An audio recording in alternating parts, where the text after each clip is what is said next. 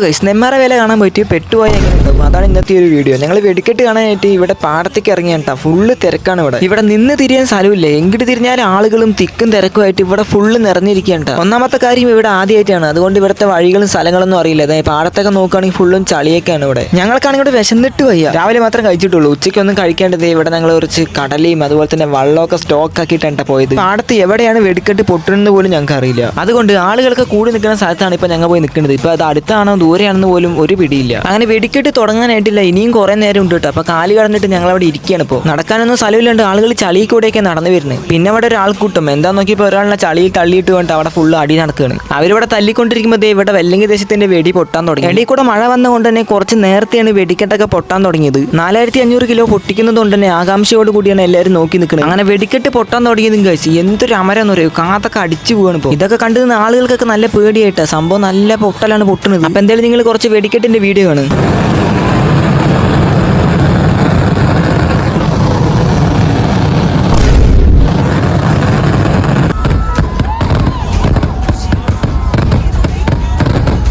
Guys, ഇതൊക്കെ കഴിഞ്ഞിട്ട് last ഇതേ ഒരു ബോംബ് പോലെ പൊട്ടുന്നത് കണ്ടോ. ഇതൊക്കെ ഞങ്ങളുടെ മുഖത്തേക്ക് വന്ന് അടിക്കുന്ന പോലെ ഉണ്ട്. 4500 കിലോ ഇങ്ങനെയാണ് തോന്നുന്നു പൊട്ടിച്ചത്. മഴ വന്നത് കൊണ്ട് തന്നെ മരുന്നൊന്നും പെട്ടെന്ന് നിറയ്ക്കാൻ പറ്റിയില്ല. അതുകൊണ്ട് ഇപ്പൊ പെട്ടെന്ന് തന്നെ കൊളുത്തിയിട്ടുണ്ട്. അല്ലെങ്കിൽ മഴ വന്നാൽ മഴവെള്ളം കയറി കഴിഞ്ഞാൽ ഇനി മഴവെള്ളം ചിലപ്പോൾ മേലെ പോയി പൊട്ടിയാലോ. അങ്ങനെ വല്ലങ്കി ദേശത്തിന്റെ വെടിക്കെട്ട് പൊട്ടിക്കഴിഞ്ഞിട്ട് ഇവിടെ നെന്മാറ ദേശത്തിന്റെ പൊട്ടിക്കാൻ തുടങ്ങിയിട്ടുണ്ട്. മഴ വന്നതാണ് ഗൈസ് എല്ലാം ചതിച്ചത്. കാരണം പടക്കൊന്നും നേരെ പൊട്ടിക്കാൻ പോലും പറ്റിയില്ല. അതിന്റെ ഇടയിൽ കൂടെ ഒരാൾ മരത്തിൽ വലിഞ്ഞു കയറി നോക്കുക. താഴത്ത് നിന്ന് കാണാൻ പറ്റാത്തത് കൊണ്ടാണ് തോന്നുന്നു ആളിതേ മരത്തിന്റെ മേലെ കയറിയിട്ടാണ് ഇപ്പൊ വെടിക്കെട്ട് കാണുന്നത്.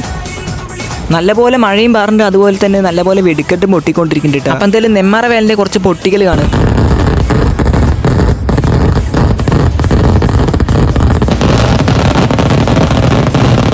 അങ്ങനെ ഇപ്പോൾ വെടിക്കെട്ട് കഴിഞ്ഞതും ഞങ്ങളിപ്പോൾ തിരിച്ചു പോകാനായിട്ട് നിൽക്കണ്ട. പക്ഷെ വന്ന പോലെ അത്ര എളുപ്പമല്ല തിരിച്ചു പോണത്. ഇതിൻ്റെ ഇടയിൽ നിന്ന് തിരിയാനായിട്ട് സ്ഥലമില്ല കേട്ടോ. അതിൻ്റെ ഇടയിലാണെങ്കിൽ നല്ല തിരക്കാണ് ഇവിടെ. കണ്ടില്ലേ, ഉന്തിയിട്ടൊക്കെയാണ് ആളുകൾ തിരിച്ചു പോകുന്നത്.